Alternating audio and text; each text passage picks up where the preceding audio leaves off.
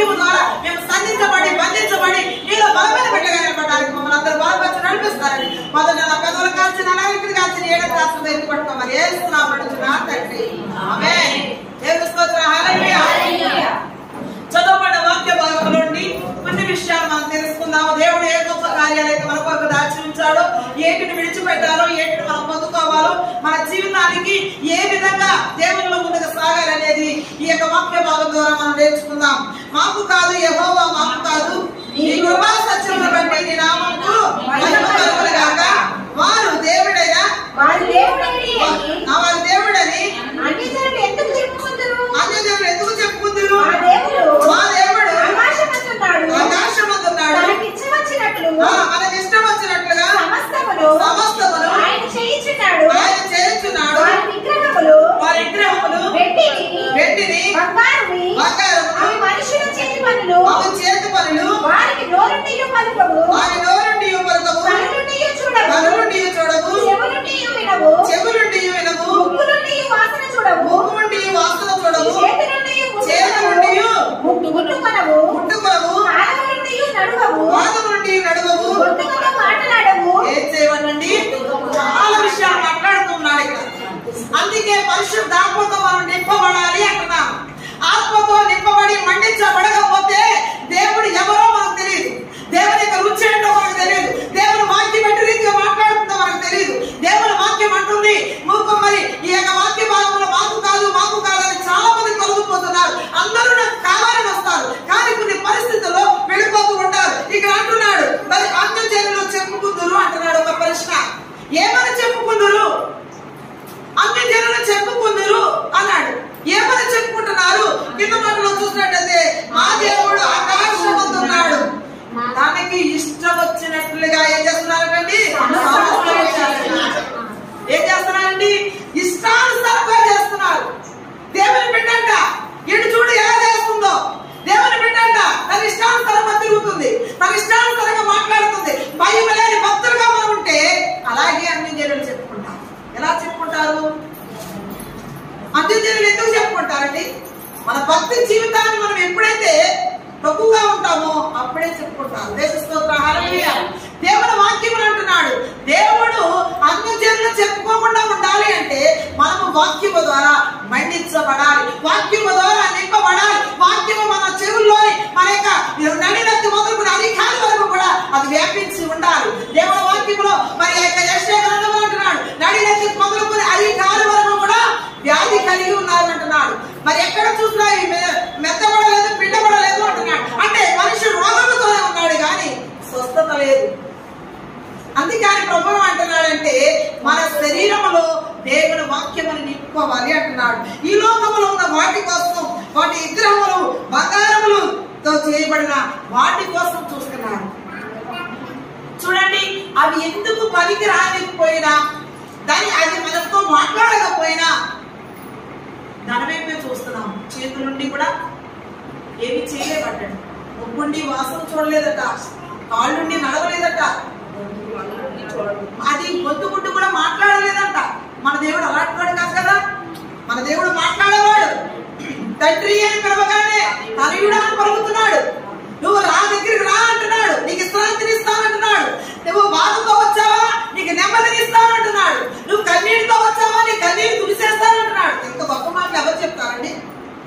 ఇన్ని మాటలు చెప్పి మనం ఎంత ధైర్యపరుస్తున్నా దేవుని దగ్గరికి వచ్చి మనం ఇంకా మన బాధను మనమే పోసుకుంటే ఎలాగ మనం డెవలప్మెంట్ అవుతాం, ఎలా జీవించబడతాం, ఎలా వర్గెళ్తాం? ఒకసారి వాక్యానుసారంగా చూద్దాం. మనము వాక్యాన్ని వింటున్నాము కానీ దాన్ని గ్రహించలేకపోతున్నాం.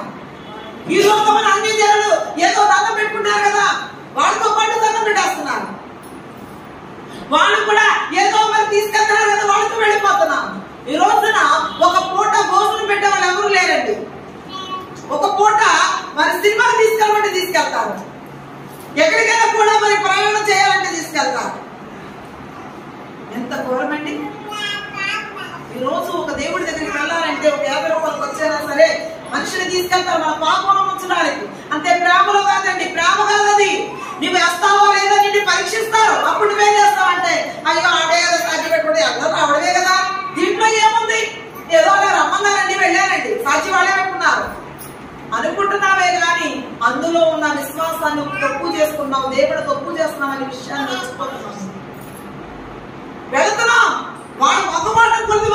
ఉన్నారు, వాళ్ళతో పాటు మొహమాటం వదిలి వెళుతున్నావు, దేవుడు తప్పు చేస్తున్నావు. గుర్తుపెట్టుకోండి, ఎవరు తప్పు చేస్తున్నావు? మన కుటుంబం ఉందండి, మన కుటుంబంలో మన బిడ్డ అని చేస్తాడు, మరి పలానా దగ్గరికి వెళ్ళకరా అంటాడు, వెళ్ళకరా అంటాం మనం అన్నప్పుడు వాడు ఏం చేస్తాడు? వెళ్ళాడు అనుకోండి, మన మాట వినకుండా వాడు వెళ్ళాడు అనుకోండి, ఇప్పుడు మన కుటుంబంలో ఏమి వచ్చింది? బాధ వచ్చింది కదా. మనం తక్కువ చేస్తాం, మనం మన తల్లిదండ్రులుగా రాడు మా అబ్బాయి చెప్పుకోము, ఇప్పుడు మన అబ్బాయి వెళ్ళిపోయాడు, ఇప్పుడు ఎవరు తప్పు? తల్లిదండ్రుల మాట వినకుండా వెళ్ళిన వాడు తప్ప, రమ్మన్న వాడు తప్ప? ఒకసారి ఆలోచన చేయాలి. ఏదో రమ్మన్నారు, వెళ్ళిపోయారు. ఇప్పుడు తల్లిదండ్రుల మాటకు ఇప్పుడు దేవునికి కూడా మనం అదే చేస్తాం. దేవునికి కూడా దేవుడు చెప్తున్నాడు ఎల్లకండి అని చెప్తున్నాడు. మనం ఏం చేస్తున్నాం? వెళుతున్నాం. మాట అంటే కుటుంబంలో వాడులో ఒక భేదం వచ్చేసింది. ఇప్పుడు మన సంఘంలోని మనం చెప్పిన దేవుడు చెప్పిన పని మరి వినకుండా మరి లోకానుసారమైన పని చేసినప్పుడు దేవుని కుటుంబంలో కూడా భేదం రాదా? దేవుని సంఘంలో భేదం రాదా? దేవుని దగ్గర మనకి భేదం రాదా? దేవునికి మన సంబంధం ఎలా ఉంటుందండి? దేవుని మాట వింటేనే దేవునికి మనకి సంబంధం ఉంటుంది. దేవుని మాట వింటేనే దేవుడు మనతో మాట్లాడేస్తాడు కదా అని రోజు మనం ఎన్ని విషయాలు ఇస్తున్నామే కానీ నీలో పాపకుండా దేవుడు మాట్లాడేసి ఎలా మాట్లాడతాం? ఇక్కడ అంటున్నాడు, ఇలాంటి విగ్రహములు వెళ్తున్నారు ఎందుకు మీరు? లోకానుసారమైన వెంటనే మనం తొక్కు పెట్టాలి, దాన్ని తగ్గించుకోవాలి. దీనికోసం నేను అంతగా వివరించను కానీ, ఎందుకంటే లోకానుసారమైనవి మనం నోటికి రాకూడదు. దేవుని స్తోత్రం. హల్లెలూయా. 7వ వచనంలో చెప్పినట్లుగా చేతులు ముట్టుకోబట్టాడు.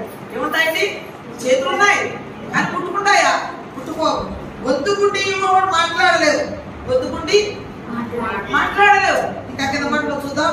వాటిని చేయవారును వాటి యందు నమ్మిక ఉంచు వారందరూ వాటి వంటి వారై ఉన్నారు. వాటి మీద నమ్మిక ఉంచు వారు అలాంటి వాళ్ళు అయి ఉన్నారు. చూడండి, వాటి వైపు చూసి వాటి యందు నమ్మిక ఉంచు వారందరూ కూడా అలాంటి వారే అంటున్నాడు. అంటే మనం ఏ లిస్ట్ లో వెళ్ళిపోయాం? ఇప్పుడు ప్రభు లిస్ట్ లో ఉన్నాము. ఈ ప్రభు లిస్ట్ లో మనం ఏం చేస్తున్నాం? లోకానుసారమైన లిస్ట్ లోకి వెళ్ళిపోతున్నాం. అలాగే దేవునికి ఇష్టమా? మనందరినీ ఒక లెవెల్లో మనం పెంచుతున్నాడు, ఒక విధంగా పెంచుతున్నాడు. మన బిడ్డలు మనం ఎలా అయితే ఒక లెవెల్లో ఉంటారు. బాబు మనం ఇన్ని కష్టాలు అనిపించాం, మేము ఇంత ఒక రిక్షా తెచ్చుకునేవాడు కూడా తన బిడ్డ ఎలా ఉండాలనుకుంటాడు? ఒక ఉన్నతమైన చదువుకోవాలి, ఒక ఉన్నతమైన లెవెల్లో ఉండాలి అనుకుంటాడు. ఈ రోజున రిక్షా దొక్కునే వాళ్ళు అయి ఉండొచ్చు, కూలి పని చేసుకునే వాళ్ళు ఉండొచ్చు, పార్టీ పని చేసే వాళ్ళు ఉండొచ్చు, కానీ వాళ్ళ బిడ్డలు ఉన్నతమైన చదువులు చదివించుకుంటే ఈ రోజు రేఖ మారిపోతుందండి. కులాల మతాలు అడ్డు రావట్లే. ఏంటంటే వారి స్టేటస్ పెరిగిపోతుంది, వారి యొక్క విలువ పెరిగిపోతుంది. ఫలానా వాడు ఫలానా చదువు చదివాడరా, ఎంత మంచి చదువు చదువుతున్నాడు అంటే ఇలాగే లోకానుసారంగా చెప్పుకుంటూ పోతున్నారే. ఇప్పుడు మన బిడ్డని ఇంతవరకు చదివించాం కదా, మన బిడ్డ మనం త్రోసివేస్తే మనకి ఎంత బాధ ఉంటుంది? మనం ఎంతవరకు మనం చదివించాడు దేవుడు. ప్రతి వారం ప్రతి శుక్రవారం బోధిస్తూనే ఉన్నాడు కదా. దేవుని మాట వినకుండా ఈ మాట్లాడే వాటి వైపు వాటి మీద మనం నమ్మకం ఉంచితే మన దేవుడు మనకి ఎంత బాధపడతాడు? ఒకసారి ఆలోచన చేయండి. దేవుడు అనుకుంటున్నాడు ఒక స్థితిలో నేను పెట్టాలి, మన బిడ్డల స్థితిలో పెట్టినట్టే మనలో ఒక స్థితిలో పెట్టాలనుకుంటున్నాడు ఆయన ఆశ మనం తీర్చేవారుగా ఉండాలి. ఇంకా కింద మాటలో చూద్దాం. యెహోవాను నమ్ముకొనుడి, ఆయన వారికి సహాయము వారికి కేడము. ఎవరైనాడండి? సహాయమై ఉన్నాడు, కేడము కూడా అయి ఉన్నాడు. ముందు మాట ఇశ్రాయేలు అంటున్నాడు, యెహోవా మీద నమ్మకం ఉంచు. ఎవరి మీద ఉంచాలి మీరు నమ్మకము? మీ నమ్మకం అంతా ఎవరి మీద ఉండాలంటే దేవుని మీద ఉండాలి. ఇక్కడ చెప్తూ ఉన్నాడు చక్కని మాట. దేవుని మాట వింటే మనం ఎలా ఉంటామో వాక్యంలోనే చూపిస్తున్నాడు. మన మాటల్లో కాదండి, ఆయన వాక్యంలోనే మాట్లాడుతున్నాడు.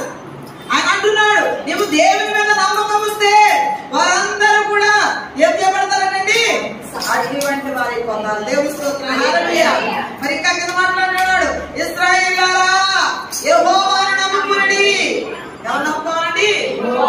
ఇశ్రాయేలులారా మీరందరూ కూడా యెహోవాను నమ్ముకొనుడి.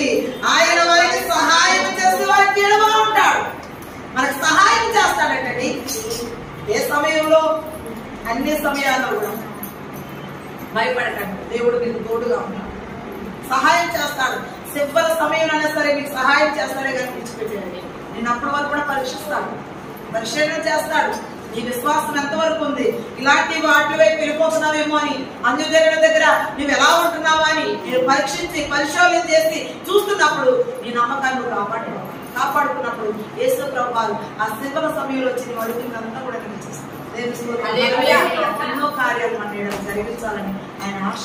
ఈ 40 రోజుల్లో ఒక్కొక్క బిడ్డను ఒక స్థితిలో పెట్టాలని ఆయన ఆశపడుతున్నాడు.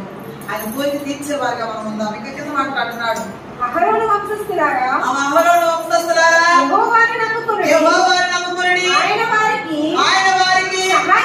సహాయము వారికి కేడము. అహరోను వంశస్థులారా అంటున్నాడు. అందరూ కూడా ఎవరు నమ్ముకోవాలి? యెహోవాను నమ్ముకోవాలి. ఆయనే మనకి సహాయం చేస్తాడు, ఆయనే మనకి ఇశ్రాయేలు ప్రజల గురించి చెప్తున్నాడు. ఇక్కడ అహరోను వంశస్థుల గురించి చెప్తున్నాడు. మన వీధై ఉండొచ్చు, నమ్ముకోండి, రక్షణ పొందండి, దేవుని దగ్గరికి రండి, విశ్రాంతిని పొందండి, నెమ్మదిని పొందండి. అశాంతితో ఉన్న మీరు, దుఃఖంతో ఉన్న మీరు సంతోషంగా ఉండండి అని చెప్తున్నాను. ఎంతమంది ఈ మాట వింటున్నారు? అనేక సంవత్సరాల నుండి ఈ వీధిలో వాక్యం వినబడుతుంది, కానీ ఎవ్వరు కూడా అంతగా నమ్మిపుచ్చలేకపోతున్నాం. ఈ లోకమైన పూజల కన్నా సమీపిస్తున్నారు కానీ దేవుడికి ఇవ్వలేకపోతున్నాం. కానీ ఏదో ఒక రోజున దేవుడు వస్తాడు. దేవుడు వచ్చిన రకరకాల సమయంలో ఈ రాళ్ళు సాక్ష్యం ఇస్తాడు, ఈ వీధి సాక్ష్యం ఇస్తాడు. అది మాత్రం గుర్తుపెట్టుకోండి. ఎవ్వరు రాకపోయినా పర్వాలేదు, దేవుడు సాక్ష్యానికి ఈ యొక్క వీధి నిలబెడతాం. దేవుని స్తోత్రం. ఈ వీధిలో మరి అనేక మందికి బోధిస్తున్నాం, చెప్తున్నారు, కానీ ఇంకా దురదొచ్చేవారు కావాలి, మాటని గ్రహించలేని వారు కావాలి. ఇప్పుడు అమ్మ చెప్తుంది, ఈరోజు నిన్న కష్టపడి తెచ్చుకుంటే కానీ ఇంట్లో భోజనం ఉండేది కదండి, ఈరోజు అన్ని సంపాదించుకున్నాను, కడుపు నిండా అన్నం తిందామంటే ఏదో ఒక బాధండి సంపాదించుకున్నాను. కానీ ఇప్పుడు కడుపు నిండా అన్నం తినడానికి ఏదో టెన్షన్, ఏదో భయం. అంటే మనిషిని సాతాను ఏం చేస్తాడంటే ఏదో ఒక ఆలోచనతో నీ మైండ్ని మార్చేస్తాడు. కడుపు నిండా తినాలని కోరుకున్నా కూడా తినకుండా నీ మైండ్ని ఏం చేస్తున్నాడంటే బలహీన పరిచేస్తున్నాడు. అందుకే వాక్యం ద్వారా మనం బలం పొందుకోవాలి. ఇక్కడ అంటున్నాడు, అహరోను వంశస్థులారా యెహోవాను నమ్ముకొనుడి, ఆయన వారికి సహాయం చేసి వారికి కేడములై ఉన్నాడు అంటున్నాడు. 11వ వచనంలో చూసినట్లయితే యెహోవా యందు భయభక్తులు గలవారులారా, యెహోవా యందు నమ్మకముంచుడి. యెహోవా భక్తులారా. ఎవరు భక్తులు? ఎంతమంది ఎన్నుకున్నాడు వీరి పేరు చెప్పి? అక్కడ ఆ వీధిలో ఒకరు, ఈ వీధిలో ఒకరిని ఆయన ఎన్నుకున్నాడు. వీరందరూ కూడా కరెక్ట్గా నిలబడితే అనేక ఆత్మల రక్షింపబడతాయి. దేవుని స్తోత్రం, హల్లెలూయా. ఇక్కడ చెప్తున్నాడు కదా, మరి వాక్య భాగంలో చెప్పినట్టుగా యెహోవా యందు నమ్మకం ఉంచాలంటాడు. యెహోవా భక్తులారా అంటున్నాడు. అంటే ప్రతి వీధిని ప్రభు పిలుస్తాడు, ప్రతి వీధికి ప్రతి ఇంటి తలుపు దగ్గరికి వచ్చి ప్రభు పిలుస్తాడు. ఎవరైతే స్వరాన్ని వింటారో వారు తలుపు తీస్తారని దేవుని వాక్యములో ప్రకటన గ్రంథంలో మనం చూస్తూ ఉన్నాం. అయితే దేవుని బిడ్డలైన వారు ప్రతి ఒక్కరింటికి వస్తున్నాడు కాబట్టి ఆయన భక్తులైన వారిని ఆయన తలుపు కొడుతూ ఉంటారు. ఈ లోపల పక్క వాళ్ళు కూడా తలుపులు తీయవచ్చు. వాళ్ళు కూడా వారు మనసు పొందితే వారు కూడా తలుపు ప్రవేశించగలరు. వాడలో కూడా మరి ఊరి వాళ్ళందరినీ పిలిచాడు, కానీ ఎవ్వరు ఆ వాడలో ఎక్కలేకపోయారు. ఎందుకు? వారు ఈ లోక శ్రమలకు గురైపోయారు. అయ్యో ఉగ్రత వస్తుంది, రండి ఈ వాడలో ప్రవేశించండి, ఈ వాడలో మీకు సురక్షితంగా ఉంటారు అని చెప్తే ఎవరు మాట వినలేకపోయారు. కానీ నాహోము కుటుంబం మాత్రమే ఆ వాడలోకి వెళ్ళింది. ఇంకా చెప్పాలంటే మరి పక్షులు కూడా జతలుగా వెళ్ళినట్టుగా మనం చూస్తూ ఉన్నాం ఆ వాడలో. దేవుని స్తోత్రం, హల్లెలూయా. ఈ రోజున రేపనే రోజున ఉగ్రత అనే రోజున ఈ యొక్క మందిరంలో మరి అనేక మంది ఆదరణ కలగాలని జట్టలుగా ఆశీర్వదిస్తాడేమో. దేవుని స్తోత్రం, హల్లెలూయా. ఒంటరిగా ఉండడం ఆయనకి ఇష్టము కాదు. జంటలుగా చేసే దేవుడు. ఒంటరిగా ఉన్నవాడిని 10,000గా చేసే దేవుడు. ఆయన ఒంటరిగా ఉంచడు. ఒంటరిగా ఉంచేటంటే మనము ఈ దేవుడు కలగలేదంటే ఒంటరైన వాడు 10,000గా చేసి నిన్ను ఉన్నతమైన స్థితిలో పెడతాడు. ఇక్కడ అంటున్నాడు, యెహోవా యందు భయభక్తులు గలవారులారా అన్నాడు. అంటే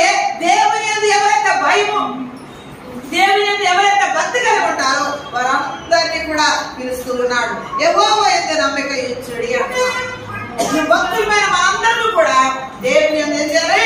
నమ్మకం ఉంచాలి. ఇంకా కింద అంటున్నాడు ఆయన వారికి సహాయము, ఆయన వారికి సహాయము, వారికి కేడము, వారికి కేడము. యెహోవా మమ్మను యెహోవా మమ్మను మరచిపోలేదు. ఏం చేయలేదండి? మరచిపోలేదు. మర్చిపోవడనుకున్నారు కదా చాలా మంది. ఈ రాత్రి కాల సమయంలో చెప్తున్నాడు నిన్ను మర్చిపోలేదని చెప్తున్నాడు.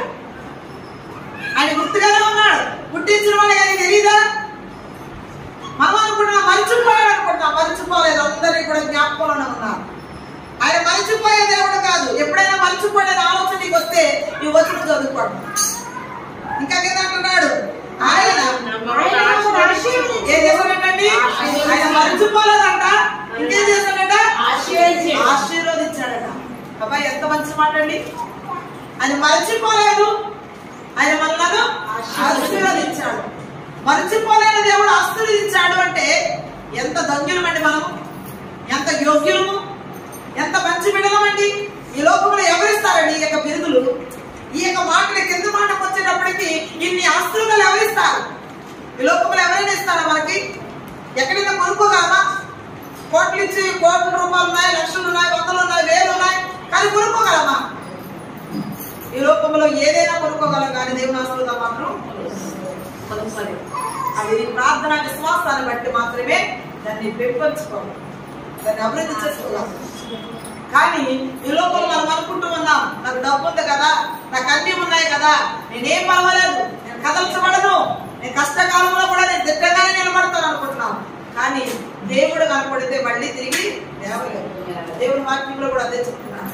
నీతిమంతుడు తన ఇల్లు వరదేలు అంటున్నాడు, భక్తిహీనుడి ఇల్లు కూలిపోవును అంటున్నాడు.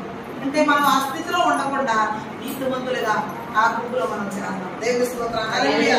దేవుడు మనం మర్చిపోలేదు. దేవుడు మళ్ళీ ఏం చేస్తాడండి? ఆశీర్వదించాడంట.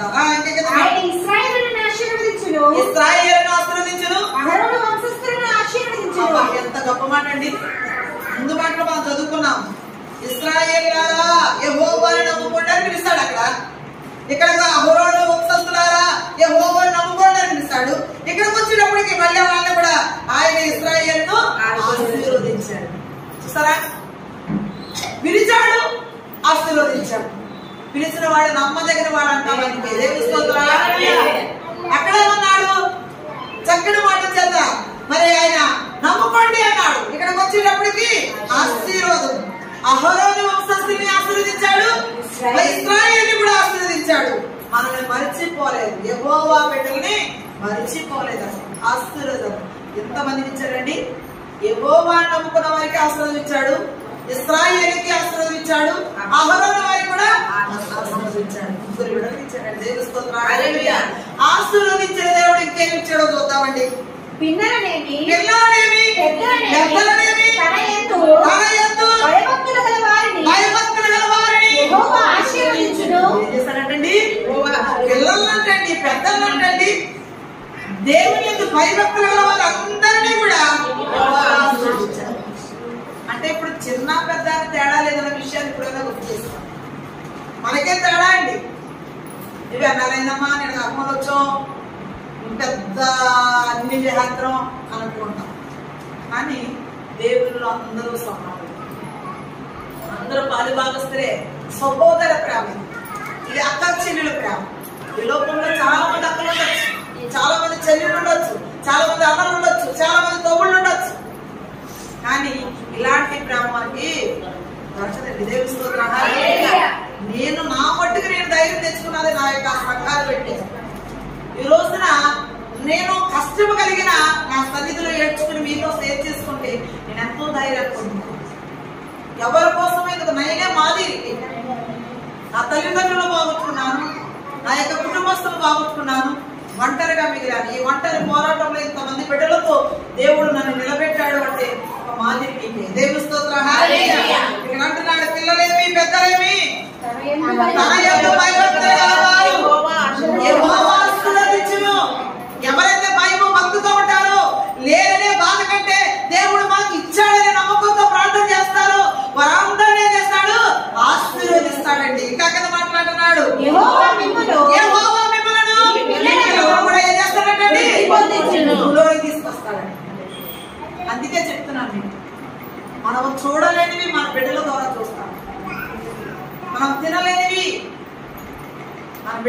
తింటాం. మనము ఆ రోజుల్లో ఏ వండుకునేవాళ్ళమండి? మా మామయ్య ఉండేవాడండి, అంటే మేనత్త భర్త. కోడి మాంసం కూర అప్పుల్లో చాలా తక్కువ, ఎవరో వండుకునేవారు. ఆ దుమ్ము కూడా నవ్వులేయాలని వాడండి. మరి ఆయన ఆ పళ్ళు కూడా స్ట్రాంగ్ ఉండేవి, అలా నవ్వులేసేవాడు కూడా. ప్రశాంతి కదా, ప్రశాంతి నువ్వే అనేవాడు. ఏంటి లాంటి మామయ్య ఉండేదాన్ని. కానీ అంటే ఆ మాంసం దొరక్క ఆ ఉన్న మాంసాన్ని దుమ్ముతో పాటు నవ్వులేసేవారు అనమాట. అంటే ఆ రోజులు అంత కష్టంగా ఉన్నాయి. ఈ రోజున తిన్నంత మాంసం తింటున్నాం. దేవుడు ఎంతగా ఆశీర్వదించాడు. మన బిడ్డల కష్టార్జితను బట్టి, మన భర్తల కష్టార్జితను బట్టి, మన యొక్క తల్లిదండ్రులు ఇచ్చిన ఆస్తుని బట్టి, మనకిచ్చిన ఆస్తుని బట్టి మనం ఎంత వదిలిపోయామో ఒకసారి ఆలోచన చేయండి. ఇక్కడ ప్రభు అంటున్నాడు, యెహోవా మిమ్మలను మీ పిల్లలను వృద్ధులోనికి తీసుకొచ్చాడు. వృద్ధులోనికి వృద్ధి పొందించేలా చేస్తాడు. మన పిల్లలు ఇంత చదువు చదివిస్తున్నామంటే అది దేవుడిచ్చిన యోగ్యత అండి. నిజంగా చెప్తాను, మాస్టర్ గారికి అసలు 10th క్లాస్ కంటే ఎక్కువ ఆడపిల్లలు చదివించకూడదనే ఒక మైండ్ సెట్. నిజంగా చెప్తున్నాను. అదే రీతిగా శారదల్లి 10th క్లాస్ అయిపోయిన తర్వాత ఇంటర్ అయిపోయి, ఇంటర్ కూడా ఏదో బలవంతంగా చదివించేస్తాము. ఇంటర్ అయిపోయింది, మరి పాత సచ్చులో కూర్చున్నాం. మేము ప్రార్థన జరుగుతూ ఉంది. ఒక విషయం సార్ గానే వచ్చారు, ఈ అమ్మాయి మ్యాథ్స్ లో మార్కులతో మంచి మార్కులతో పాస్ అయిపోయి ఉంది. అప్పుడు అన్నారు, మరి ఇంకా చదివించనండి అంటే నేను ఫ్రీ సీట్ ఇస్తాను, ఈ అమ్మాయిని చదివించాను. సార్ అనుకోని ఫ్రీ సీట్ ఇస్తాను, చదివించండి ఈ అమ్మాయిని. ఆ రీతిగా పిల్లల్ని అంతంత క్లాస్ చదివించారు. కానీ పాస్ అయితే 10th క్లాస్ తో ఆడపిల్లలు చదివించకూడదు. కానీ అది ఎవరు పంపించినట్టు మా అబ్బాయి పంపించు. మనం ఎప్పుడు కూడా మనం నిర్ణయం చేసుకోకూడదండి, దేవుడు చేయాలి. ఈ రోజున నా బిడ్డలంతా స్థితికి వెళ్ళారు, కానీ అంతానే గర్వం కూడా నాకు తెలియలేదు. మీకు తెలిసి నేను చెప్పుకోవాల్సిన లేదు. ఏ రోజైనా సరే నేను అంతలా ఉన్నాను కదా అన్న ఎప్పుడు కూడా మాలో ఎవరికి రాలేదు. నన్ను కూడా ఇప్పుడు కూడా మరి నా యొక్క 20 సంవత్సరాలు 30 సంవత్సరాల తర్వాత చూసిన వాళ్ళు కూడా మరి అప్పుడు అలాగే ఉన్నారు, ఇప్పుడు అలాగే ఉన్నారంటారు. మరి ఎంత ఉన్నానో నాకు తెలియదు. దేవుని స్తోత్రం. నా గొప్ప ఏం చెప్పుకోవట్లేదు, దేవుని ప్రకారం చెప్తున్నాను. కట్టుకోవలసిన చీరలు ఉన్నాయి, కానీ కుర్చీ మీద కూర్చునే యోగ్యత ఉంది. 3 నగలేసుకునే యోగ్యత నిన్ను అడిగి, కానీ అన్ని కూడా దేవుడు కాదు. దేవుడు ఏది ఇచ్చిన దాంట్లో నమ్మకంగా ఉంది, అప్పుడే వద్దెళ్తాం.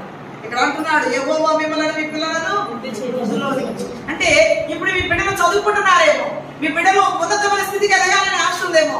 ఆ ఆశను మీరు దేవుడు తీరుస్తాడని ఈ వాక్యాన్ని బట్టి మీరు నేర్చుకోవాలని ఆశపడుతున్నారు. ఈ రోజు ఈ వాక్యం ద్వారా దేవుడు మాట్లాడుతున్నాడు. ఇక్కడ అంటున్నాడు, వృద్ధులోనికి తీసుకొస్తానంటున్నాడు. ఇంకా కింద మాటలు చూద్దాం. భూమి ఆకాశములను సృజించిన యెహోవా చేత నీవు ఆశీర్వదింపబడిన వారు. భూమి ఆకాశం ఎవరు చేస్తారు? మనం చేసుకున్నాం కదండి, దేవుడు చేస్తాడు. భూమి ఆకాశమును సృజించిన యెహోవా చేత ఎంత క్లియర్ గా చెప్పాడో చూడండి. భూమి ఆకాశము సృజించిన వారితో మాత్రమే మీరు ఆశీర్వదించబడ్డారు, ఇంకెవరితో కూడా మీరు ఆశీర్వదించబడలేదు. ఈ విషయాన్ని గుర్తుపెట్టుకోవాలి. దేవుడు మనం సృష్టించాడు కాబట్టి, దేవుడు మన పిల్లలు వృద్ధిలో తీసుకొచ్చాడు కాబట్టి, చిన్న పెద్ద తేడా లేకుండా ప్రతి ఒక్కరిని ఆశీర్వదిస్తున్నాడు కాబట్టి ఆ దేవుడే మనకి సహాయం చేస్తాడని నమ్మాలి. దేవుని స్తోత్రం. ఆశీర్వదించాడని నమ్మాలి. ఇంకా కింద మాట్లాడుతుందా? ఆకాశములు యెహోవా వశము, భూమి ఆయన నరులకిచ్చి ఉన్నాడు. వృద్ధులను మౌన స్థితిలోనికి దిగిపోయిన వారును యెహోవాను స్తుతింపరు.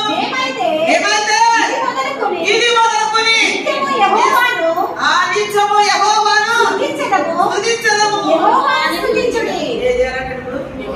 స్తుతించుడి. ఎప్పటి వరకు? నేనైతే ఇది మొదలుకొని నిత్యము అంటున్నాను. నిత్యము ఎవరు మొదలుపెట్టాలి? మనము యెహోవాను మొదలుపెట్టాలి. భూమి ఆకాశం సృష్టించిన యేసు ప్రభువే మొదలుపెట్టాలి. ఈ లోకంలో దేనిని కూడా ముందు మాటలో చదివాము, ఆ విగ్రహారాధన గురించి. దానికోసం నేను చెప్పట్లేదు. అంటే వేటి వైపు మనం వెళ్లకుండా మన దేవుడు ఆ యొక్క ఇశ్రాయేలు వంశస్థుల్ని, ఆ యొక్క అహరోను వంశస్థుల్ని, మరి దేవుని భక్తులైన వారిని దేవుడు ఎలాగైతే ఆశీర్వదిస్తానని చెప్పాడో, వారి పిల్లల్ని ఎలాగైతే వృద్ధులను తీసుకొస్తానన్నాడో, ఈ వాక్యంలో చెప్పినట్టుగా నేనైతే ఇది మొదలుకొని నిత్యము యెహోవాని స్తుతించెదను. యెహోవానే స్తుతించు. ఎప్పుడు కూడా నువ్వు నోరు తెరిస్తే దేవుని స్తుతించాలి, నోరు మూసినా దేవుని స్తుతించాలి. అది నీకు మంచిదే, నాకు మంచిదే. నీవు ఈ లోకానుసారంగా ఉంటే, మౌనముగా ఉంటే దేవుని ఆశీర్వాదాలు పలకాలి. నేను నోరిచ్చాడు కదా, ఎంతవరకు పలకబట్టి అంతవరకు పలికితే నీ నోరు ఇంకా దేవుడు స్పష్టంగా పలకడానికి సహాయం చేస్తారు. నిజంగానండి, పూర్వకాలంలో బైబిల్ చదవడానికి చదువు వచ్చిన పాస్టర్ గారు లేరు. ఇప్పుడు అంతగా చదువు వచ్చిన పాస్టర్ గారు ఉన్నారు, మంచి పాస్టర్ గారు ఉన్నారు, మంచి బ్యాగ్ వేసుకున్న పాస్టర్ గారు ఉన్నారు, మంచి కారులో వచ్చిన పాస్టర్ గారు, పెద్ద కార్యక్రమాలనే పాస్టర్ గారు ఉన్నారు. నేను మనందరి కోసం చెప్పట్లేదు, ఒక మాట చెప్తాను. ఆ రోజుల్లో మోకాళ్ళ ప్రార్థనతోనే బైబిల్ చదవడం నేర్చుకున్నాను. అందులో నా తండ్రి కూడా జాబ్ చేశారు, కానీ ఆయన కూడా అంత చదువులేదు. అంటే చదువు తక్కువ కదండి అప్పుడు, మరి చదువు తక్కువ కాబట్టి మా నాన్నగారు కూడా మరి బైబుల్, మరి ఆయన ఉద్యోగరీత్తులో లైన్ మీద జరగంట, కానీ మరి చదువులు అయితే మా నాన్నగారు ఏం చదువుకోరు కాదు. అయితే నాకు తెలిసినంత మటుకు అయితే ఆయన మోకాళ్ళ మీద ప్రార్థన చేసి బైబిల్ అంతా కూడా చదవడం ఆయన నేర్పిస్తుంది. దేవుని హల్లెలూయా. అంటే మోకాళ్ళు ప్రార్థన చేసి వాళ్ళ బైబిల్ అంతా చదవడం నేర్పిస్తే, ఈ రోజు మనం మోకాళ్ళు వేసి అడిగితే మనకెందుకు ఇవ్వడం దేవుడు? సార్ ఆలోచన చేయండి. ఆ రోజు భక్తులు ఆ రీతిగా చేస్తారు, ఈ రోజు మనం ఎందుకు చేయలేకపోతున్నాం? అటువంటి భక్తి చాలా సింపుల్ అయిపోయింది. మోకాళ్ళు ఎప్పుడు వస్తాయని మోకాళ్ళ మీద తరగడ పెట్టుకుని ప్రార్థన చేస్తారు, పరుపుల మీద మరుండి ప్రార్థన చేస్తున్నాం. అంటే మన శరీరము సుఖానికి అలవాటు అయిపోయింది. కానీ ఆ రోజులు అవ్వలేదు కాబట్టి సాధకం చేయాలి. బైబిల్ చదవడం కూడా స్పష్టంగా పలకాలి అంటే సాధకం చేయాలి. నాకు కూడా ఎంతో నిర్మకాడమన్నవి ఉండి వచ్చినాలు కూడా క్లియర్ గా చదవలేదు. అలాంటివి కూడా దేవుని వాక్యం బోధిస్తుంటే అవి క్లియర్ గా మరి అర్థమయ్యేలా చేస్తున్నాడు. దేవుని స్తోత్రం. అంటే మనకి తెలియనిది ఏదైనా ఉంటే అది దేవుడిని అడిగి తెలుసుకోవాలి. మనం మనుషులు కాదండి, దేవుడిని అడిగి తెలుసుకోవడం ద్వారా మనకి గూఢమైన విషయాలు తెలియజేస్తాడు. ఈ యొక్క వాక్యాన్ని బట్టి, ఈ యొక్క మాటలు బట్టి నువ్వు నేను ఏం చేయబడాలంటే ధైర్యం తెచ్చుకొని, నాకు ఎవరు లేదంటే భయం నాకు లేదు, నా యేసయ్య ఉన్నాడు, నన్ను వృద్ధిలోనే తీసుకొస్తాడు, నా పిల్లలు వృద్ధిలోనే తీసుకొస్తాడు, నా కుటుంబం ఉన్నతమైన స్థితిలో ఉంటాడు, నా దేవుడు ఎప్పుడు నన్ను విడిచిపెట్టాడు, నాతో ఉన్నవాడు గొప్పవాడు అని విశ్వాసంగా ప్రార్థన చేసుకుంటే నీకే భయం లేదండి. దేవుని స్తోత్రం. హల్లెలూయా. దేవుడు మన పక్షంలో ఉన్నాడు.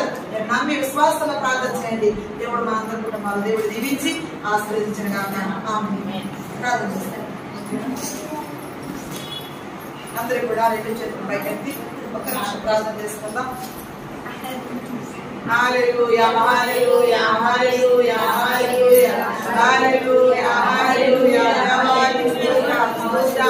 గొప్ప దేవుడా, సర్వోన్నతుడా, వందనాలు యేసయ్యా.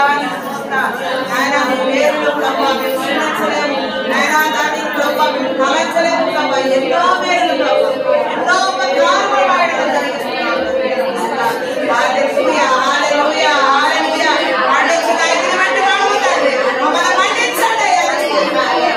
అభివృద్ధితో మాట్లాడేవాడు, ఇశ్రాయేలుతో మాట్లాడుతాడు, నాయనా నాయనా ఎవరో భక్తులతో మాట్లాడేవాడు, అందరితో మాట్లాడేవాడు. హల్లెలూయా, హల్లెలూయా, హల్లెలూయా. గ్లోరీ, హల్లెలూయా, హల్లెలూయా. దేవానికి స్తోత్రం, స్తోత్రం, స్తోత్రం. గ్లోరీ, హల్లెలూయా, హల్లెలూయా, హల్లెలూయా.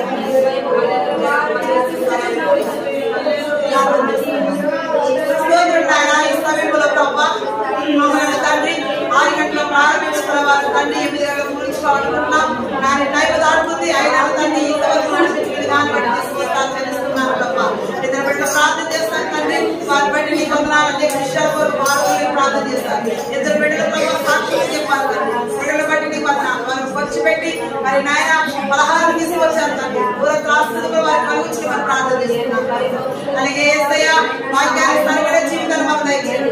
రోగాన్ని సరిపడే జీవితం పడిపోతాం ప్రభా. నాయన వాక్యాన్ని సరిపడే జీవితం అందరికీ దయచేయండి.